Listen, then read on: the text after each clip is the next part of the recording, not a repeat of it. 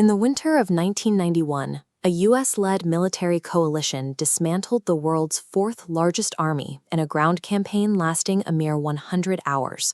It remains one of the most lopsided victories in military history. Why would an entrenched dictator invite this kind of destruction? Why make a brazen land grab that was guaranteed to provoke the world's greatest superpower? To the public, Saddam Hussein projected an aura of absolute strength. Internally, he was deeply paranoid, consumed by the constant fear of threats to his presidency and his life. Saddam viewed the invasion of Kuwait as a desperate attempt to break a geopolitical vice. He felt trapped between total economic ruin on one side and a perceived international conspiracy on the other. To understand how the Gulf War started, we have to look past the typical narrative of an unprovoked attack. We have to look at the cornered worldview of a dictator trying to survive. In the late 1970s, Iraq's economy was thriving on booming oil revenues.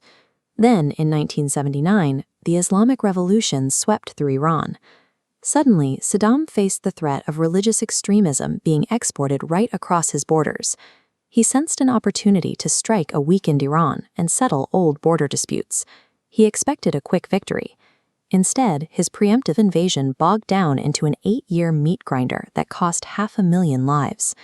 This chart shows the financial wreckage Iraq faced at the end of the war. Out of a staggering $35 billion in total debt, $15 billion was owed directly to their tiny neighbor, Kuwait. Saddam demanded Kuwait forgive the debt, claiming he had protected them from Iranian expansion. Kuwait refused. They began overproducing oil, driving down the global price of Iraq's main export, and they were caught siphoning oil directly from Iraqi territory. For Saddam, these maneuvers signaled a transition from diplomatic friction into deliberate economic warfare. His country was being intentionally starved. That was the first jaw of the vice. The second jaw was military. A decade prior, the United States established the Carter Doctrine, declaring it would use military force to protect its access to Persian Gulf oil. Saddam already harbored a deep conspiracy theory.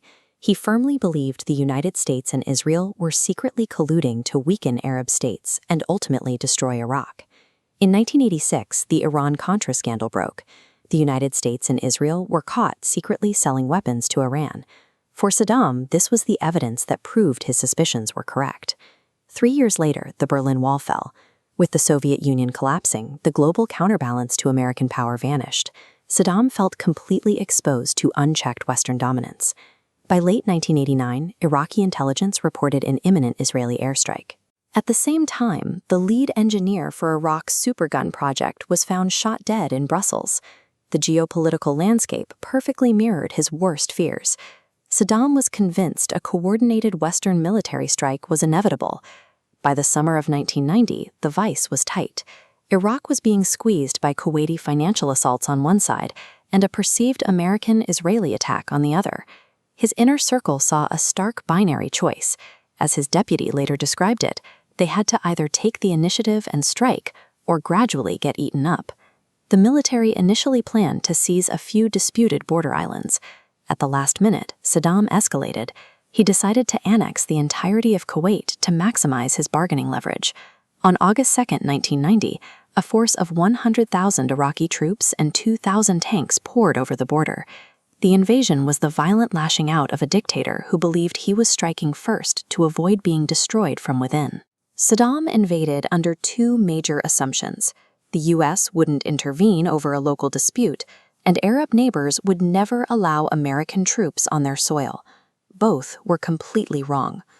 As Iraqi forces overran Kuwait City, thousands of civilians attempted to flee into neighboring Saudi Arabia, creating miles of gridlock in the desert. Having seen Saddam use mustard gas against Iran and his own people, neighboring countries braced for chemical and biological attacks. The international response was swift.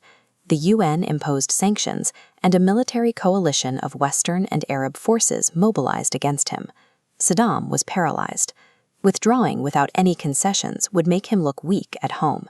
Staying meant fighting the exact American war machine he had spent years dreading. In his effort to break out of his paranoid fears, Saddam made a catastrophic miscalculation. He summoned the full might of the American military directly to his doorstep, creating the very conflict he feared most.